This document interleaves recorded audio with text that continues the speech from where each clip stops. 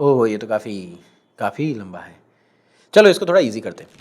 ये जो ब्लैंक आपको सामने दिख रही है ना, इसे सॉल्व करना पॉसिबल ही नहीं है। Hello PT community, PT YouTube, welcome to my next video जिसका नाम है reorder paragraph the only way. Reorder paragraph क्या इतना इंपॉर्टेंट है?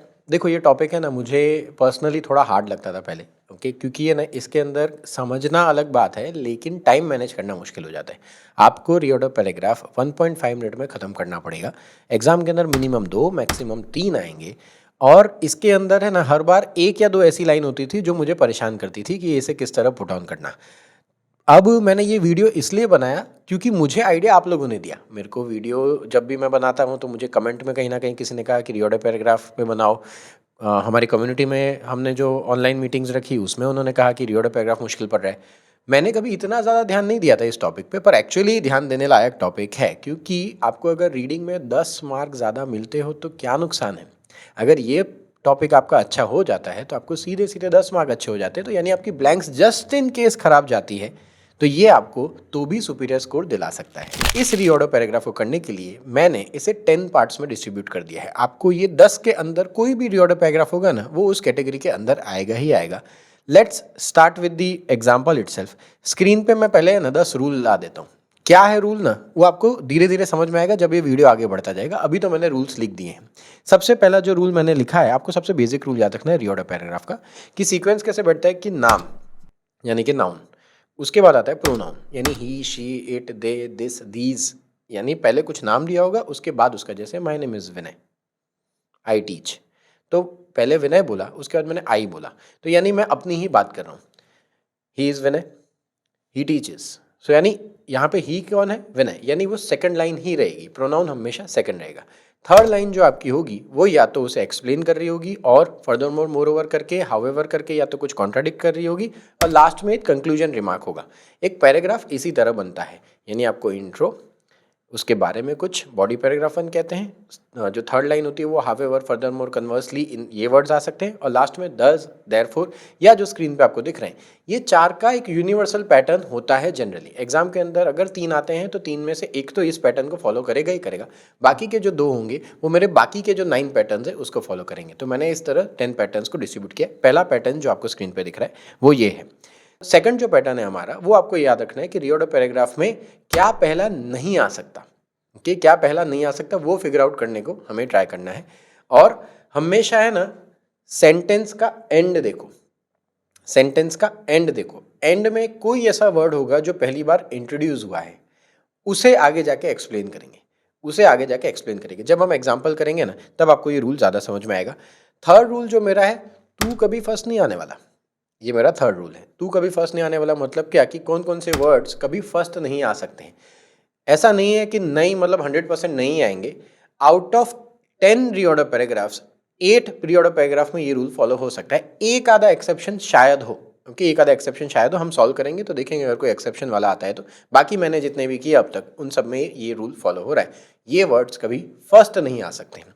उसके बाद सेम सेम बट डिफरेंट, यानी 2 लाइन के अंदर सेम वर्ड दिया है, 2 लाइन के अंदर सेम वर्ड दिया है, लेकिन अब इन दोनों को रिलेट करना है।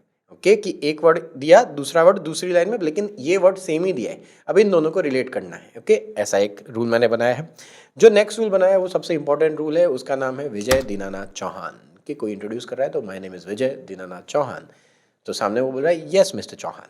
यानी जब भी शॉर्ट फॉर्म में कुछ बोला जाए, जैसे मैंने पहले पूरा नाम लिया है उसके बाद मैं शॉर्ट फॉर्म में बोलूँ ना, यानी वो हमेशा उसके बाद ही आएगा, पहले पूरा नाम उसके बाद शॉर्ट फॉर्म। तो ये रूल पैटर्न या रूल का नाम है विजय दीनानाथ चौहान रूल। ओके, फिर कोई भी प्रोसेस हुआ, कोई भी साइंटिस्ट ने एक्सपेरिमेंट किया है तो उसके बाद उसका रिजल्ट। ओके, कोई भी प्रोसेस, कोई भी एक्सपेरिमेंट, उसके बाद उसका रिजल्ट, ये नेक्स्ट पैटर्न रहती है। हावेवर के बाद अगर कुछ भी आता है तो और नुकसान होगा, हावेवर के बाद कुछ भी आएगा तो नुकसान होगा। यानी जब कुछ हावेवर बोलते हो ना, कन्वर्सली हावेवर बोलते हैं तो साथ में उसकी कुछ बुराई लिखते हैं, चैलेंजेस या ऐसा वर्ड उसके साथ आता है, और नीचे चैलेंज समझाया जाता है। अगर ये ना समझाया जाए तो हावेवर या तो लास्ट में आएगा या थर्ड आएगा, या लास्ट में आएगा या थर्ड आएगा। हावेवर वैसे भी फर्स्ट नहीं आने वाला था, वो तू तो फर्स्ट नहीं आ सकता, उसमें हावेवर तो एक वर्ड है ही है। ओके, नेक्स्ट है डेफिनेशन कोई भी दी हो, डेट दी हो, ग्लोबल वर्ड दिया हो, यूनिवर्सल वर्ड दिया हो, यूनिवर्सल स्टेटमेंट दिया हो, जनरल स्टेटमेंट दिया हो, कि sun rises from the east, यानी एक जनरल बात है, किसी भी चीज़ की व्याख्या दी है आपको तो वो सब लाइनें हमेशा ऊपर आएगी, वो कभी नीचे नहीं आ सकती हैं। कभी भी डेफिनेशन दिया जाता है उसके बाद उसके बारे में कुछ कहा जाता है। लेट्स स्टार्ट कि इसमें से हम क्या क्या हम हमारे रीऑर्डर पैराग्राफ में फिगर आउट कर सकते हैं। So starting with the first question, जो सबसे पहला क्वेश्चन कह रहा है, जो मैंने आपको 10 रूल्स बताए उनको हम फॉलो करेंगे। सबसे पहली लाइन यहाँ पे दी है, there is a growing consensus that, तो कुछ देयर इज ग्रोइंग कंसेंसस, क्या कंसेंसस है पता नहीं, लेकिन देखो reduce green house gas emissions in Canada, a price must be applied to those emissions, ऐसा कुछ लिखा हुआ है। वापस कनाडा लिखा हुआ है, the Canada implements a carbon price. There are however दिया है, ओह नाइस। चैलेंजेस हाउएवर दे तो उसके आगे पढ़ना, हाउएवर कभी भी दे तो आगे पढ़ना। Challenges associated with political acceptability of carbon pricing, however कभी भी फर्स्ट नहीं आ सकता, लेकिन आप ध्यान से देखोगे तो लास्ट वर्ड दिया है कार्बन प्राइसिंग, और if Canada implements a carbon price on its own, यानी यहाँ पे कार्बन प्राइस वर्ड सबसे पहली बार इंट्रोड्यूस हुआ है। कार्बन प्राइस वर्ड सबसे पहली बार इंट्रोड्यूस हुआ है, यानी ये वाला वर्ड इसके तो ऊपर ही आएगा। ओके 1 और 4 का पता नहीं है अभी, वो हम पढ़ेंगे, लेकिन मुझे ये पता है कि कार्बन प्राइसिंग के बाद यहाँ पे कार्बन प्राइस आया, क्योंकि जैसा मैंने कहा कि सेम सेम बट डिफरेंट, यानी सेम वर्ड दिया है, पहली बार वर्ड कहाँ पे इंट्रोड्यूस हुआ, वो कार्बन प्राइसिंग यहाँ पे इंट्रोड्यूस हुआ, उसके बारे में बात हुई, और नीचे उसके बारे में समझा है कि अगर कनाडा कार्बन प्राइसिंग लाता है तो। ओके सो लास्ट पढ़ते हैं, even if other countries act in concert with Canada. अब ज़्यादातर मैंने ये क्या देखा है कि अनदर वाला एक rule, okay another pattern, okay another pattern इस तरह होती है कि कभी भी हम एक जनरल बात कर दें, बाकी लोग अपना देख लेना, मेरा ये है ये है ये है ये है, इस तरह मैं अपनी बात करता हूँ और बाकी लोग अपना देख लेना, तो ये लास्ट लाइन होती है। यानी जब भी मैं किसी और क्योंकि है ना, पहले 3 में आपको कनाडा कनाडा कनाडा दिख रहा है और यहाँ पे अदर कंट्रीज दिख रहा है, यानी पूरा कनाडा के बारे में एक्सप्लेन किया होगा और उसके बाद अदर कंट्रीज के बारे में समझा दिया होगा। तो मुझे ये पैटर्न इसी तरीके का लगता है, ओके क्योंकि हाउएवर फर्स्ट नहीं आ सकता, थर्ड के बाद सेकंड आना चाहिए था, फोर्थ मैंने इस तरह रखा है, फर्स्ट को ऐसा कैसा जान देते हैं।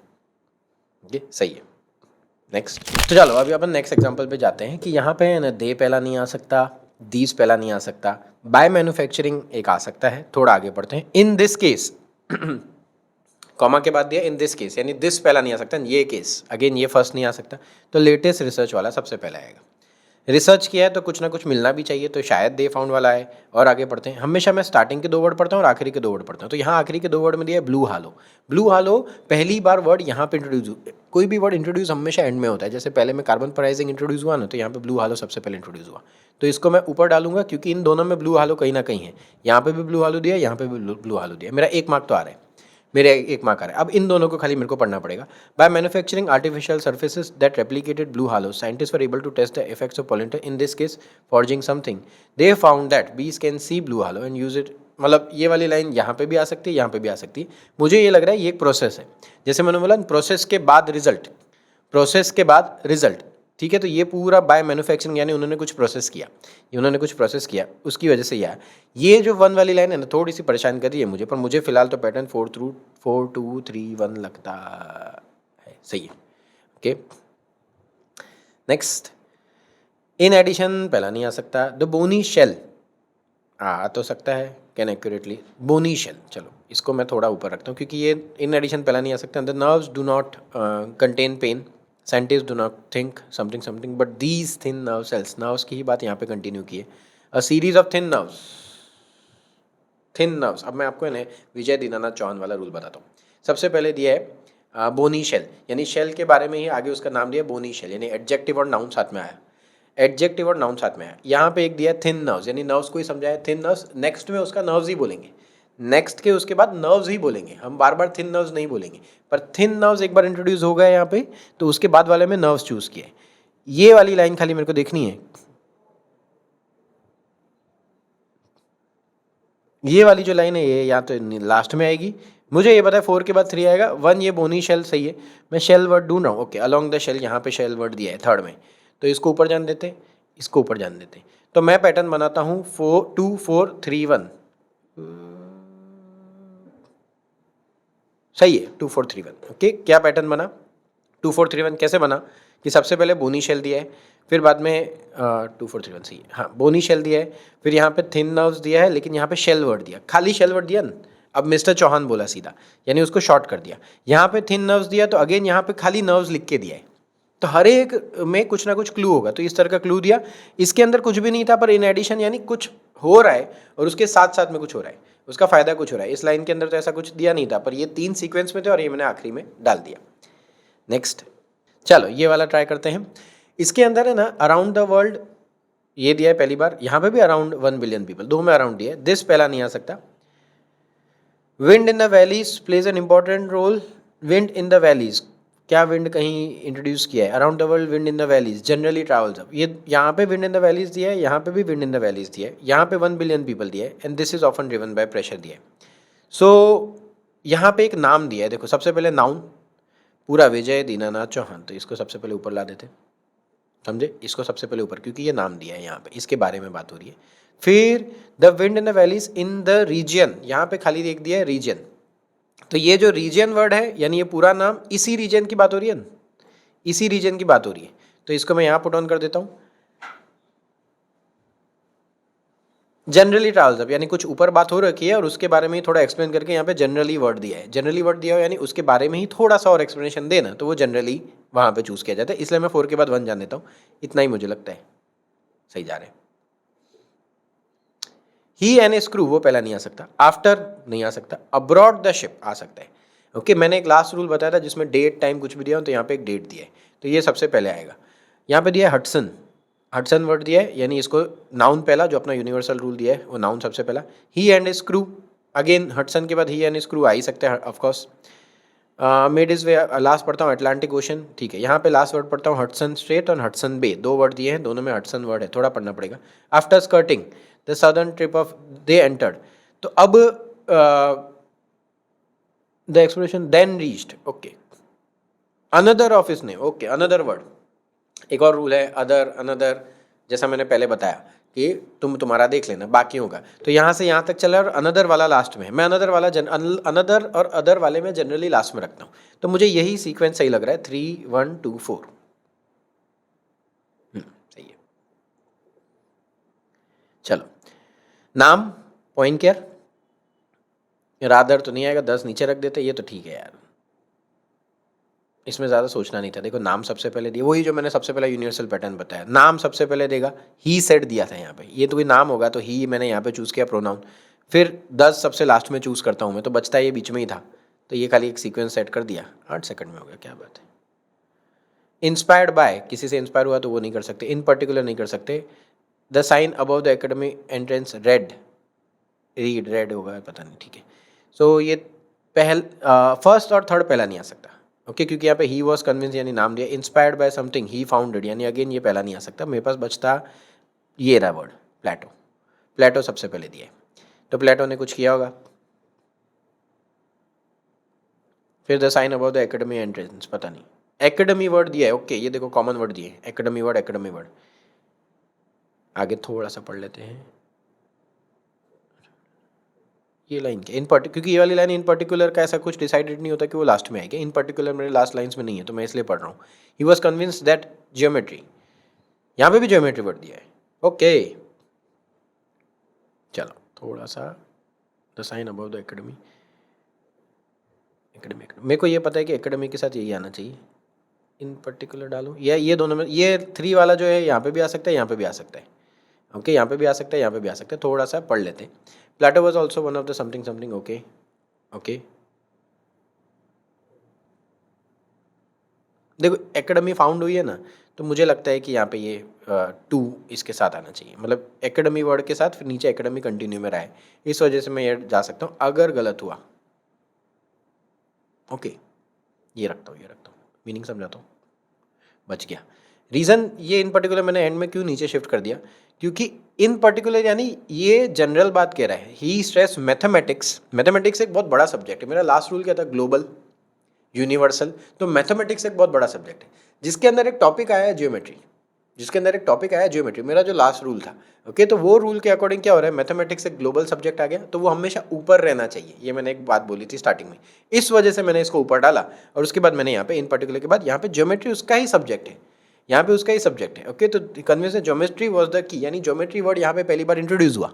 उसके बाद नीचे बोला let no one ignorant of geometry enter here, यानी एक बात होगी जिसमें ज्योमेट्री की डेफिनेशन ऑलरेडी ऊपर आ चुकी, ओके, ज्योमेट्री के बारे में ऑलरेडी, क्योंकि यहाँ पे एकेडमी और ज्योमेट्री दोनों वर्ड दे दिया, तो मैं इसके नीचे नहीं रख सकता हूँ क्योंकि एकेडमी वर्ड ऊपर से आ जाएगा, लेकिन ज्योमेट्री कहाँ गया, ओके, तो सीक्वेंस 1 3 2 यहाँ पे बैठी। Very nice, very nice. चलो नेक्स्ट वाला देखते हैं। As in the previous studies the volunteers could not recognise. चलो प्रीवियस स्टडी सबसे पहला दिया, दूसरा भी प्रीवियस स्टडी दिया है, दोनों प्रीवियस स्टडी वाले लाइन से दिए हैं। Okay, to test this theory, यानी इनमें से कोई ना कोई, it was thought that frequencies है। ओके, हर एक में एक ना एक क्लू दिया होगा। स्टार्टिंग में प्रीवियस स्टडी से नहीं समझ में आया, पर मुझे ये पता चल गया ये वाला प्रीवियस स्टडी ऊपर आएगा इसके कंपेयर में, क्योंकि एज इन प्रीवियस स्टडी, जैसा पहले स्टडी में बताया गया, पहले स्टडी में बताया गया, जैसा पहले स्टडी में बताया गया, तो जैसा वर्ड यहाँ पे आया तो ये ऑफकोर्स इसके बाद ही आने वाला है। बीच में कुछ आ सकता है कि नहीं वो देखेंगे। दोनों का एंड 5 किलोहर्ट्ज से ही हो रहा है, दोनों का एंड 5 किलोहर्ट्ज से ही हो रहा है, यानी दो एग्जैक्ट एक के बाद एक नहीं आएंगे। एक के बाद एक सेम बात क्यों बोलेगा वो, तो बीच में कुछ तो आना चाहिए। सो यहाँ पे इसका मीनिंग समझेंगे कि ह्यूमन इतना ही कुछ समझ पाते हैं। It was thought that frequency is this high, तो ऐसा माना जाता था कि इतनी हाई फ्रीक्वेंसीज जो है ना, ये फ्रीक्वेंसी वर्ड की वजह से मैंने 5 किलोहर्ट्ज लिया है ना, इस वजह से फ्रीक्वेंसी चूज़ किया। ये एक फ्रीक्वेंसी वर्ड दी है, फ्रीक्वेंसी दिया तो इस वजह से यहाँ पे चूज़ किया। As in the previous study the volunteers could not, volunteer word तो नीचे दिया 6 स्टूडेंट्स, देखो यहाँ पे दिया 6 स्टूडेंट्स। 6 स्टूडेंट्स को क्या कहा जाएगा, द वॉलंटियर। 6 ज़्यादा डिफाइन किया ना उसने, पूरा बताया 6 स्टूडेंट। नेक्स्ट में उसने कहा कि वॉलंटियर है वो वर्ड। ओके, वॉलंटियर्स हैं वो। हर एक रीऑर्डर पैराग्राफ में कुछ ना कुछ क्लू होगा, हमें वो क्लू ढूंढना है। ये तो ईजी है, बताता हूँ कैसे। बहुत सालों तक ये स्टोरी है। ओके, हो गया ये तो मीनिंग समझाता हूँ। बहुत सालों तक मैं सोच रहा था बुक लिखने को, कोई आम, क्योंकि छोटे छोटे सेंटेंस और मीनिंग भी समझ में आ रहा है। बहुत सालों तक मैं बुक लिखने को सोच रहा था, कोई आम बुक नहीं, पर एक बुक वर्ड पहली बार इंट्रोड्यूस हुआ तो उसी को, बुक को उसने समझाया आगे, नॉट एन ऑर्डिनरी बुक, उसी को ही आगे समझाया, कोई आसान, कोई ऑर्डिनरी बुक नहीं, पर एक लिटरेचर बुक। लिटरेचर करना है तो लिटरेचर वर्ड नेक्स्ट में लिटरेचर किया कि मैं बहुत सारा पढ़ाई करूँगा अबाउट कैसे वो बुक में हो सकता है। जो मैंने किया तुम भी करो। अनदर वाला रूल लास्ट वाला, कि अब मैं बात दूसरे पे छोड़ रहा हूँ, यानी वो मैं कंक्लूजन रिमार्क में डालता हूँ। तो 2 1 4 3। ओके, ओह ये तो काफ़ी लंबा है। चलो इसको थोड़ा इजी करते हैं। क्या पहला नहीं आ सकता वो पहले अपन डिसाइड करते हैं। Play with doll such as fashion Barbies is even associated with, even associated, देखो इवन एसोसिएटेड हो ना, यानी ऑलरेडी किसी के साथ एसोसिएट पहले कर चुके और साथ में इवन ही। ओके, यानी ये मेरे दोस्त है, even he is my friend, यानी ये लोग मेरे दोस्त हैं, इवन ही। तो इवन कब कहा जाता है, किसी और चीज़ के बाद ही कहा जाता है, यानी इवन एसोसिएटेड पहला नहीं आएगा। इन जनरल पहला नहीं आएगा, हम बहुत सारी बातें कर गए और उसमें बाकी इन जनरल मैं कुछ कहूँ तो इन जनरल पहला नहीं आएगा। जेंडर टाइप आ सकता है, पक्का आ सकता है। कि अगर ये कोई प्रोसेस है तो यहाँ पे दिस आएगा, क्योंकि प्रोसेस चल रही है, तो कुछ प्रोसेस उसका रिजल्ट, ये अपना रूल है, कुछ प्रोसेस उसका रिजल्ट, तो दिस गाइड्स यानी कुछ प्रोसेस उसका रिजल्ट। इन जनरल तो नहीं आएगा। देयरफॉर तो लास्ट में डाल दूँ, देयरफॉर वाला तो मैं ऐसे ही लास्ट में डालता हूँ, सही हुआ गलत हुआ बात की बात। Whereas play with something something something something. Okay, यहाँ पे दिया है जनरली एसोसिएटेड, देखो रिपीट वर्ड्स हो रहे हैं, तो यहाँ पे आया जनरली एसोसिएटेड और यहाँ दिया इवन एसोसिएटेड। तो जब भी इस तरह दे जनरली एसोसिएटेड और इवन एसोसिएटेड, यानी सबसे पहले उसे एसोसिएट करो तो सही, ये मेरा दोस्त है और ये भी मेरे दोस्त हैं, तो पहले ही is associated, they are even associated, तो हमेशा उसके इवन वाला वर्ड उसके बाद में आएगा। तो ये जनरली एसोसिएटेड ये जा रहा है। इन जनरल कब होता है, जब हम बहुत सारी बातें कर गए, तो ऊपर की बात करूँ तो इन जनरल बात करूँ तो, और लास्ट में देयरफॉर। सही है। ये वाला पैराग्राफ हम करके देखते हैं। अब इसमें है ना ओके, जैसे क्या क्या पहला नहीं आ सकता, द रिजल्ट्स ऑफ दिस, तो दिस पहला नहीं आएगा, दे हैव स्पेंट पहला नहीं आएगा, दीज रेंज यानी पहला नहीं, ये तो इन ऑर्डर पहला डाल दूँ क्योंकि ये आगे के 3 तो पहले नहीं आ सकते। फिर आगे पढ़ते हैं 11 मरीन बायोलॉजिस्ट, यानी और 3 लोग, यानी लोग तो लोगों के बाद दे कर दें, क्योंकि दे मतलब ये लोगों ने 11 और ज़्यादा हैं, तो दे हैव स्पेंट उन्होंने कुछ किया होगा, है दे कुड ले ऑन। यहाँ पे दिया नंबर्स वर्ड, तो नंबर की रेंज होती है, नंबर का रेंज, नंबर रेंज्ड फ्रॉम, ये डेटा और नंबर मतलब उसके बारे में ही समझाया, नंबर को ही आगे समझाया है। ये तो देखते हैं, सही है, मतलब ये तो मतलब पढ़ा नहीं मैंने, बस इससे पता चल रहा है कि भाई इसके बाद ये आना चाहिए, तो ये बच गया तो यहाँ डाल दिया। द रिजल्ट ऑफ, मतलब ये शायद रिसर्च और एंड में रिजल्ट। नाइस, विजय दीनानाथ चौहान वाला रूल यहाँ पे लगेगा। कैसे, पहले एक जनरल बात ऊपर कर देते हैं। Now startup called, now startup called, पहली बार एक नाम इंट्रोड्यूस हो रहा है, देखते हैं। बट अच्छा ये देखो, ये कंपनी का नाम है, but LIDRAK, light detection and ranging system. ये नाम पहली बार यहाँ पे इंट्रोड्यूस हुआ। ऑल्सो नोन एज, मतलब AKA is also known as, तो यहाँ पे उसका फुल फॉर्म दिया है, यानी विजय दीनानाथ चौहान पूरा दिया है। ओके, उसके बाद यहाँ पे शॉर्ट में दे दिया, उसके बाद यहाँ पे और यहाँ पे शॉर्ट में दे दिया, यानी ये कभी भी, मतलब ये दोनों इसके ऊपर नहीं आ सकते, 1 और 4 कभी भी इसके ऊपर नहीं आ सकते। देखते, ओके, स्टार्टअप कॉल्ड, स्टार्टअप का नाम दिया है, फिर द स्टार्टअप, यानी इसी स्टार्टअप की बात हो रही है, इसी स्टार्टअप की बात हो रही है। नाउ अ स्टार्टअप कॉल्ड, तो ये दिया, अगेन वो विजय दीनानाथ चौहान नाम दिया है और उसके बाद मिस्टर चौहान बोला है शॉर्ट में। सही है। These lines also have numbers. If the numbers become lower, these line पहला नहीं आ सकता, ये जनरल बात है ना, ये डाल देते हैं। ऑल्सो हैव, तो ऑल्सो पहले कुछ और तो ला, देखते हैं। These line also, these line कौन सी लाइन पता नहीं, यहाँ पे दिया कंटूर लाइंस, पूरा नाम दिया है कंटूर और लाइंस, तो नेक्स्ट में खाली लाइंस आएगा, तो पहले दीज लाइंस, जैसे कंटूर लाइंस दिया है तो उसके बाद दीज लाइंस, उसी लाइन को समझाते हुए। These lines also have numbers, यानी यहाँ पे नंबर वर्ड दिया, इफ द नंबर बिकम, तो नंबर वर्ड पहली बार यहाँ इंट्रोड्यूस हुआ और यहाँ पे ये नंबर वर्ड चला गया, तो 3 2 1 4 समझना। यहाँ पे दिया कंटूर लाइन, यहाँ पे दीज लाइन यानी इसको ही रिलेट किया, फिर यही लाइन को आगे समझाया द लाइन्स करके, इसमें ही नंबर वर्ड दिया है, तो इफ द नंबर यानी यही नंबर की बात हो रही है, सीक्वेंस सही जा रहा है, सबमिट करके देखते हैं, सही है।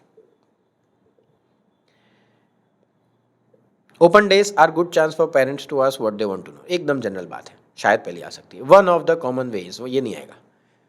Okay, one of the common way नहीं आएगा पहले, क्योंकि है ना कुछ है क्या, वो तो समझाना पड़ेगा। सीधी सीधी एक का तरीका ये है, पर क्या, किसका तरीका। School has different ways to, ways है, okay, different ways, common way, school के पास बहुत सारे तरीके हैं सर्विसेज प्रोवाइड करने के, या जो भी बात कही है उसमें से एक तरीका है ये।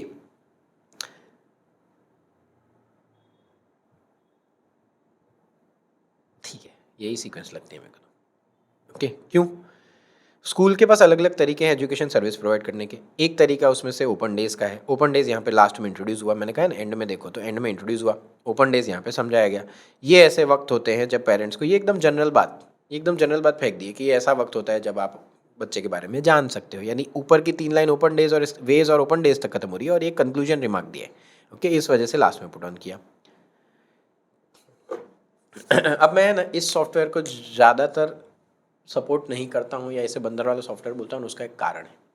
ओके, ये जो ब्लैंक आपको सामने दिख रही है ना, इसे सॉल्व करना पॉसिबल ही नहीं है। ओके, इसे सॉल्व करना पॉसिबल ही नहीं है, ये जो आपको रिओर्डर पैराग्राफ दिख रहा है सामने, क्योंकि ये सॉफ्टवेयर की गलती है। आपको ध्यान से देखो, अगर मुझे सीक्वेंस बनानी होती तो कोई बैंक अकाउंट खोलने के लिए मुझे आईडी चाहिए, स्टोरी समझते हैं, मुझे बैंक अकाउंट खोलने के लिए आईडी चाहिए, और मैं डिपॉजिट करूँगा उसके अंदर, पहले आईडी खुलेगा, डिपॉजिट करूँगा, फिर विड्रॉइंग मनी, यानी उसकी व्याख्या दी है, डेफिनेशन दी है कि पैसे विड्रॉ करना इसे कहा जाता है, और अगर आपको विड्रॉ करना हो, यानी विड्रॉ वर्ड पहली बार ऊपर इंट्रोड्यूस हुआ और ये सीक्वेंस बैठा। ये जो लाइन है, the face of trade is deemed necessary to remedy this lack of adequacy, ये कहीं सेट ही नहीं हुआ, ये लाइन कहीं पे सेट ही नहीं हुई।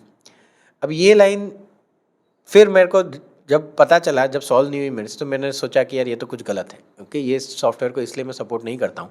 इस लाइन का ओरिजिनल सोर्स देखते हैं, ये एक्चुअली यहाँ से ली गई है, जो दिख रहा है आपको, टॉपिक ही अलग है, कि टॉपिक ही स्कॉटलैंड के बारे में और उसकी करेंसी के बारे में और उसके बारे में समझा दिया है। किसी ने इस सॉफ्टवेयर में मिसप्रिंट कर दिया, जो ये सॉफ्टवेयर वालों ने भी ध्यान नहीं दिया, और बेचारे बच्चे ऊपर हार्ड मार्क हो गए, क्योंकि सबका गलत जाता है, सबका गलत ऑफकोर्स जाएगा, क्योंकि ये लाइन इस पैराग्राफ की है ही नहीं। ओके, ये वाली last line to face the growth वाली लाइन इसके साथ है, जा ही नहीं सकती है। आपका खाली ये 4 का सीक्वेंस है, ये लास्ट लाइन इसकी है ही नहीं, इस वजह से इसे मैं बंदर वाला सॉफ्टवेयर कहता हूँ। So do not believe on these, मतलब ये मत समझो कि ये जो भी कहता है वो सच है या सही है।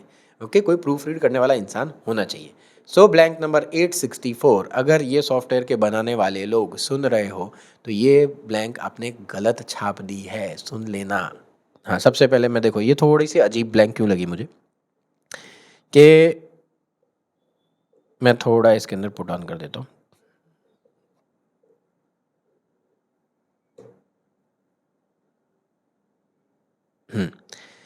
ये ब्लैंक सॉल्व नहीं हो सकती है। क्यों नहीं हो सकती है? क्योंकि अगर ये ब्लैंक के अंदर जो इन्होंने दे रखा है ना, वो डेटा गलत है।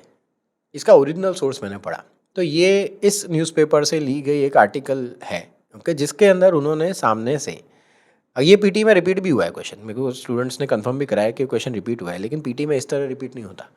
इसने आगे के वर्ड तो मिस ही कर डाले। पीटी हमेशा एक क्लू देता है रिओर्डर पैराग्राफ के अंदर, आपको वो क्लू फाइंड करना है। इसके अंदर क्लू नहीं मिला मुझे कुछ भी, जो पॉसिबल नहीं है, क्योंकि रिओर्डर पैराग्राफ में क्लू कहीं ना कहीं कोई ना कोई क्लू होता ही होता है। तो इसके अंदर कोई क्लू नहीं था। फिर थोड़ा मैंने इसके बारे में स्टडी किया, तो ये रहा ओरिजिनल पैराग्राफ। इसके अंदर ध्यान से आप देखेंगे तो इन्होंने शेयर होल्डर एक्टिविज्म से पहले फर्स्ट लिखा है, और मोर इम्पोर्टेंटली से पहले सेकंड वर्ड भी लिखा है। तो फर्स्टली, सेकंडली, फर्स्ट सेकंड दोनों दे रखा है इसके आगे। तो पता चल गया स्टोरी, फिर फर्स्ट, फिर सेकंड, ये है सीक्वेंस। यही क्वेश्चन का स्क्रीनशॉट दूसरे कोई सॉफ्टवेयर का मैं रखता हूँ, ये देखो। तो इसके अंदर दिख रहा है कि इसके अंदर उसने फर्स्ट भी दिया है, सेकंड भी दिया है। तो जिसने भी ये डेटा कहीं से भी कॉपी किया ना, उसने ये वर्ड लिखे ही नहीं, ये वर्ड लिखे ही नहीं। तो इस वजह से कन्फ्यूजन पैदा हो गया। तो इस वजह से स्कोर नहीं आ रहा, और ऑटोमेटिक ये वाली ब्लैंक, ये वाला रिओर्डर पैराग्राफ है ना, हार्ड में चला गया। जबकि ऐसा नहीं होता है फाइनल एग्जाम के अंदर। दे तो पहला नहीं आ सकता, अदर्स पहला नहीं आ सकता, ये आ सकता है। प्ले राइट सबसे ऊपर होते हैं, प्ले राइटर्स सबसे ऊपर, यानी लेखक। फिर लेखक के नाम दिए, तो पहले तो ग्लोब, ग्लोबल, जो बड़ा जॉनर है उसको हम पहले रखेंगे, उसके बाद उसके अंदर समझाने वाले रखेंगे। हाउ एवर दीज राइटर्स, ये दीज राइटर्स यानी देखना पड़ेगा। Others dismiss the, okay, nice.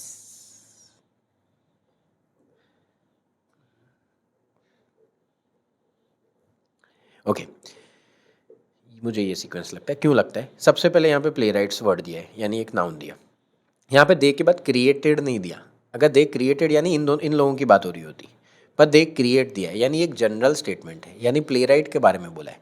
Created दिया होता ना, यानी इन लोगों ने कुछ उस टाइम पे बनाया था। क्रिएट मतलब क्या होता है? General statement, simple present tense, यानी रोज यूनिवर्सल स्टेटमेंट। तो यह प्ले राइट्स ये काम करते होंगे, तो प्ले राइट्स ये काम करते होंगे। ये वाली जो लाइन है अदर्स डिसमिस, ये वाली लाइन अभी मैंने पढ़ी नहीं है, पर मैंने ये लाइन पढ़ी कि नाम, नाम ऑन वन हैंड, नाम, नाम ऑन दी अदर, यानी पूरी लाइन समझा दी है। दोनों के बीच में कंपैरिजन एक ही लाइन में समझा दिया है। लेकिन however these writers have common, यहाँ पे कैसे पता चला? डिफरेंट अप्रोचेस वर्ड दिए, डिफरेंट दिए, पर उसमें कुछ कॉमन है। ओके, कुछ कॉमन है। मेरे को खाली एक ये थर्ड वाली लाइन परेशान करती थी, तो मैंने अभी फिलहाल यही डाल दिया। ओके, यही डाल दिया। अगर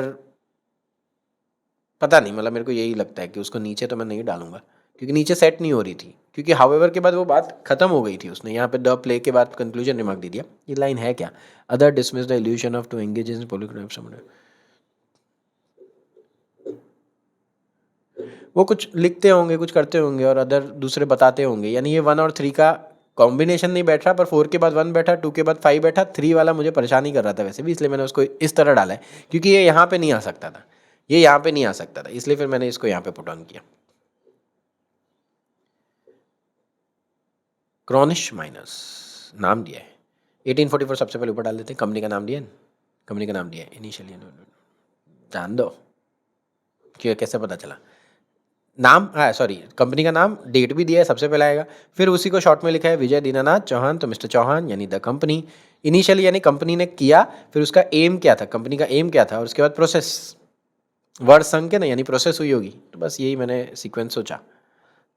नाम तो सबसे पहले ही रहने देते हैं। हर हस्बैंड यानी इसकी बात हो रही होगी।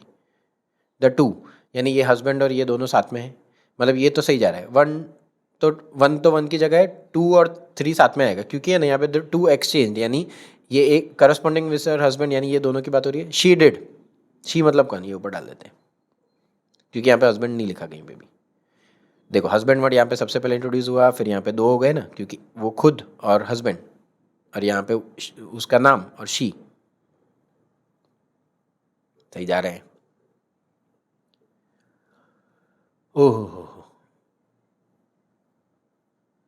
पहला क्या नहीं आ सकता? वाई देन, ये पहला नहीं आएगा। बिकॉज पहला नहीं आएगा। आ सकता है, आ सकता है। ये कंपैरिजन दिया इकोलोकेशन और विजन के बीच में। Vision and echolocation have many features in common, ये छोटी सी लाइन है, सबसे ऊपर डालता हूँ, क्योंकि ये नाउन है, ये general statement. One narrow range, one दिया है, one narrow range of radiation light case of vision, पता नहीं। ओके,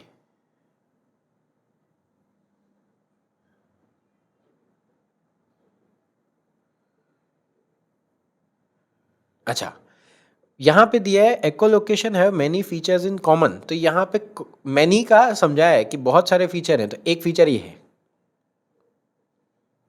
ओके, एक फीचर ये है।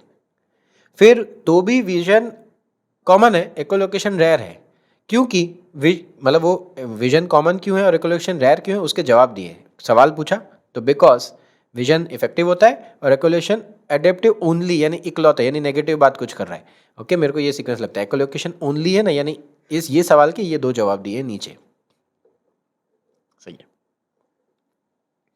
ओवर टाइम सच चेंजेस, सच पहला नहीं आ सकता, ओवर टाइम इनिशियली के बाद आता है, पर इनिशियली दिया ही नहीं है मेरे को, देखते हैं। अच्छा, इनिशियली ओवर टाइम का रूल बता देता हूँ, अगर दोनों साथ में दिया हो तो नाउन इनिशियली और ओवर टाइम, नाउन सबसे पहले फिर इनिशियली और ओवर टाइम, ऐसी कोई भी ब्लैंक दिखे तो आप ये सीक्वेंस यूज कर सकते हैं। इसमें इनिशियली दिया ही नहीं है, इन कॉन्ट्रास्ट पहला नहीं आ सकता, कॉन्सिक्वेंटली पहला नहीं आ सकता। प्रॉब्लम ये है कि changes in work pattern tend to mean,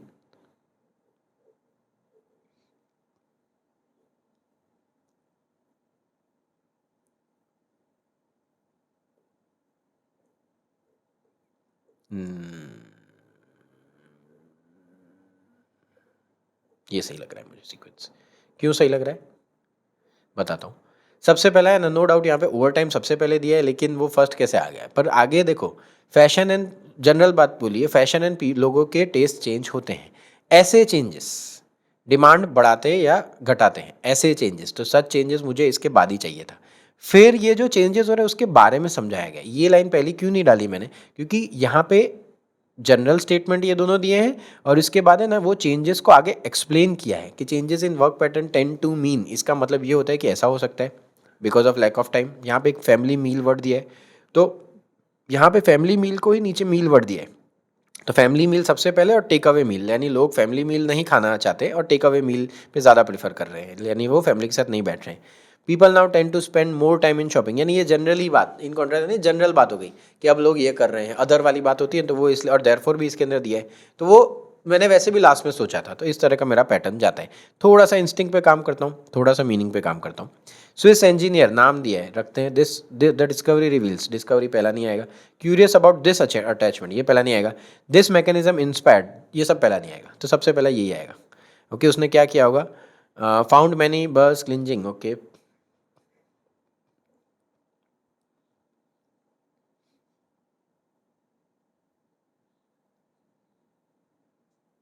nice, समझो, ये इंजीनियर है जिसने कुछ फाइंड, मतलब उसके कुछ मिला, तो उसको वो वंस रिटर्न फ्रॉम, उसको कुछ मिला, फाउंड मैनी बर्ड्स क्लिंगिंग, उसको कुछ ट्राउजर्स पे चिपके हुए बाल मिले अपने कुत्ते के, तो उसको वो पता चला ऐसे कैसे हो सकता है, तो वो घर पे लेके गया, उसे एग्जामिन वर्ड दिया, यानी उसने रिसर्च किया तो उसे डिस्कवरी मिला, उसने उस वजह से इंस्पायर हुआ और उसने ना यहाँ पे वेलक्रो बनाया, वेलक्रो वो बन वेलक्रो बनता ही है ना, क्रोशे वेलक्रो, तो वेलक्रो का आइडिया इसको वहाँ से आया था, तो इस वजह से दिस मैकेनिज्म, तो मैकेनिज्म इसके ऊपर दे रखे हैं, मैकेनिज्म उसके ये दिया टाइनी हुक स्कैन, तो ये मैकेनिज्म यानी प्रोसेस दी है।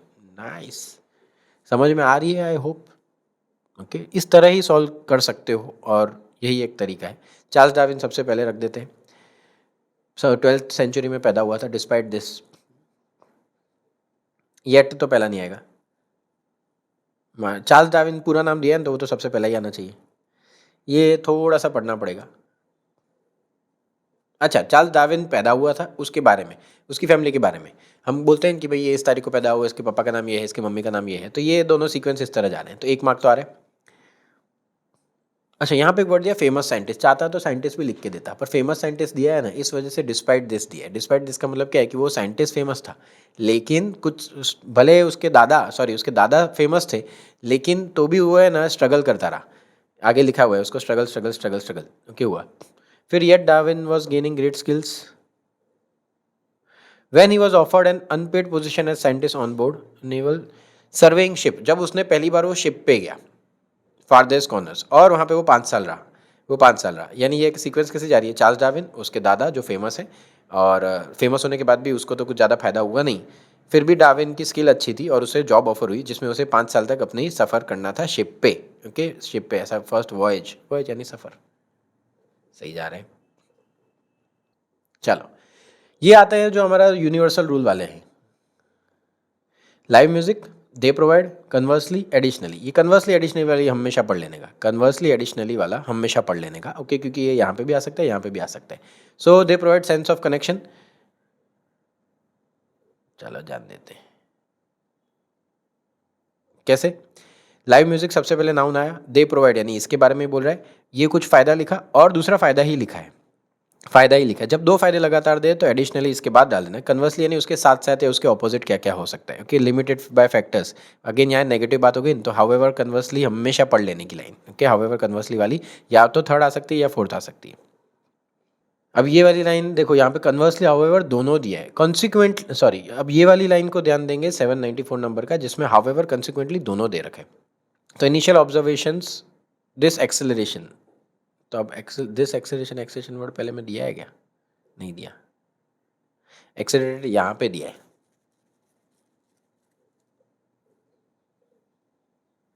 समझना सीक्वेंस, क्योंकि यहाँ पे दिस एक्सेलरेशन दिया है ना, तो वो एक्सेलरेशन वर्ड पहली में तो दिया ही नहीं था कहीं पे, या कुछ स्पीड बढ़ने वाला है ऐसा कुछ बात नहीं दिया था, यहाँ पे दिया था स्लाइटली एक्सेलरेटेड रिएक्शन, ओके, तो स्लाइटली, तो दिस एक्सेलरेशन इसके बाद मैंने पुट ऑन किया।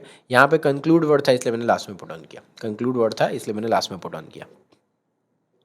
कॉन्सिक्वेंटली लास्ट में दीज चेंजेस दिए हैं, तो चेंजेस वर्ड दिया है, ऐसे करते हैं,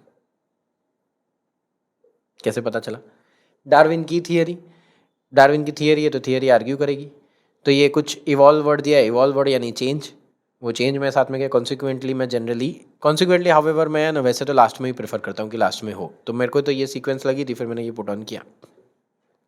सो ये एक तरीका था रीऑर्डर पैराग्राफ करने का। Reorder paragraph is not that tough, but yes you need to remember the sequence. हर एक रीऑर्डर पैराग्राफ में कहीं ना कहीं एक क्लू दिया होगा, ओके, कहीं ना कहीं एक क्लू दिया होगा। मैं हर बार जब भी कुछ वीडियो बनाता हूँ तो उसके एंड में मेरे कम्युनिटी ग्रुप के लिए कुछ पीडीएफ मैं ग्रुप के अंदर शेयर करता हूँ उससे रिलेटेड। तो रीऑर्डर पैराग्राफ की भी एक स्पेशल पीडीएफ मैंने इंक्लूड किया, जिसके अंदर मैंने अलग अलग जगहों से डेटा लेके जो मुझे रीऑर्डर पैराग्राफ्स अच्छे लगे, मैंने उन्हें कंपाइल करके एक पीडीएफ बनाया जो मैं ग्रुप के अंदर शेयर करने वाला हूँ। If you want to join that community, caption में आपको लिंक दे रखी है, आप उसे क्लिक करेंगे तो आप वो व्हाट्सएप ग्रुप में ज्वाइन हो जाएंगे। It is free of cost.